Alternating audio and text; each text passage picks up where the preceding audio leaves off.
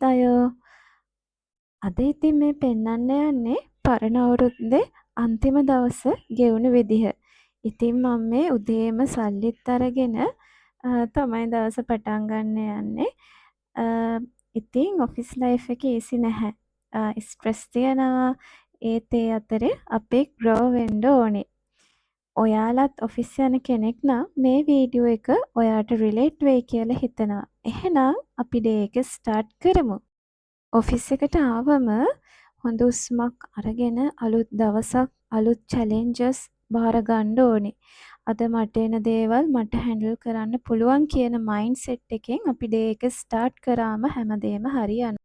ඉතින් මම මේ වෙලාවේදී කරන්නේ අද දවසේ කරන්න ඕන දේවල් ලිස්ට් එකක් හදාගන්න එක. ඒ කියන්නේ to do list එක. එතකොට මට දවස උදේ ඉඳන් හවස් වෙනකන් ප්ලෑන් එකකට කරගෙන යන්න හරිම ලේසි.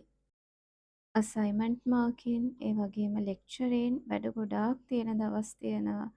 ඒ වුණාට සමහරක් වෙලාවට මෙහෙම හිතෙනවා අද මම මේක කොහොම කරගන්නද කියලා. ඒත් මම මටම කියනවා මේ හැමදේම එකපාර නෙමෙයි කරන්න ඕනේ එක වැඩක් එක ස්ටෙප් එකක් හරි තියන්න ඕනේ කියලා. ඔෆිස් ලයිෆ් එක කියන එක හරිම ලස්සන දෙයක් නෙමෙයි. සමහරක් දවස් තියෙනවා හරිම ටයර්ඩ්, ඒ වගේම හරිම බෝඩඩ්, ස්ට්‍රෙස්ඩ් වෙලා ඉන්න වෙලාවල් තියෙනවා. අපි මේ කරන දේවල් අපිට පොඩි හරි එෆර්ට් එකක් වෙනවා අපේ ෆියුචර් එක ස්ලෝලි බිල්ඩ් කරන්න.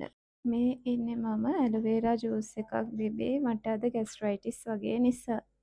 අපි ලන්ච් එක ගත්තට පස්සේ මෙන්න මෙතෙන්ට ආවා පුඩින් කන්න. අපේ කට්ටිය හරිම ආසයි මෙතනින් පුඩින් කන්න. මේ ඒව දැක්කත් හරිම ලස්සනයි, ඒ වගේම රසයි. මේක කැරමල් පුඩින් එකක්. ඉතින් මට මතක විදිහට ලොකු කෑල්ලක් 400යි. ඒ වගේම එකෙන් භාගයක් ගන්නවා නම් රුපියල් 200යි. අපි ඉතින් හැමෝම කෑවා. හරිම රසයි.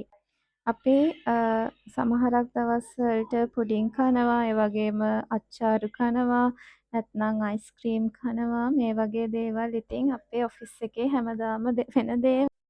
ලෙක්චර්ස් යන්න කලින් සූදානම් වෙන මම.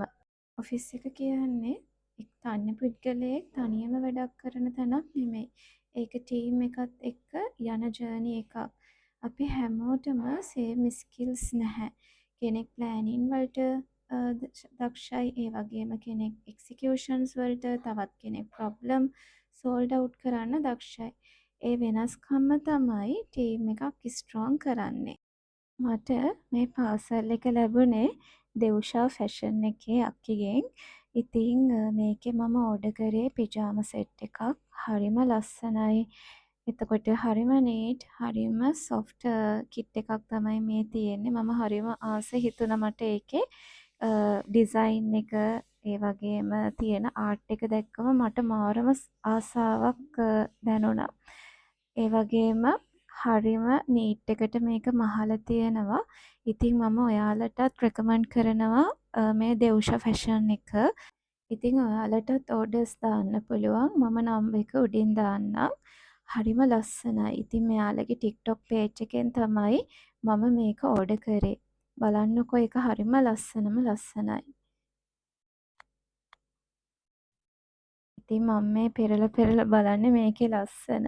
ඒ තරම් හරිම ලස්සන ඩිසයින් තමයි තියෙන්නේ. මේ පරණ අවුරුද්දේ මටම ගනිපු ගිෆ්ට් එකක් තමයි මේ තියෙන්නේ. ඉතින් මම මාරම ආසයි මේකට. ඊට පස්සේ ඉතින් ඔන්න දැන් ඔෆිස් ඕෆ් වෙලා මම කෙලින්ම යනවා සැලූන් එකට. මගේ අයිබ්‍රෝස් ටිකක් වැවිලා නිසා හදාගන්න තමයි ආවේ. ඉතින් මේ මම බල ඉන්න හැටි මගේ වෙලා වෙනකන්.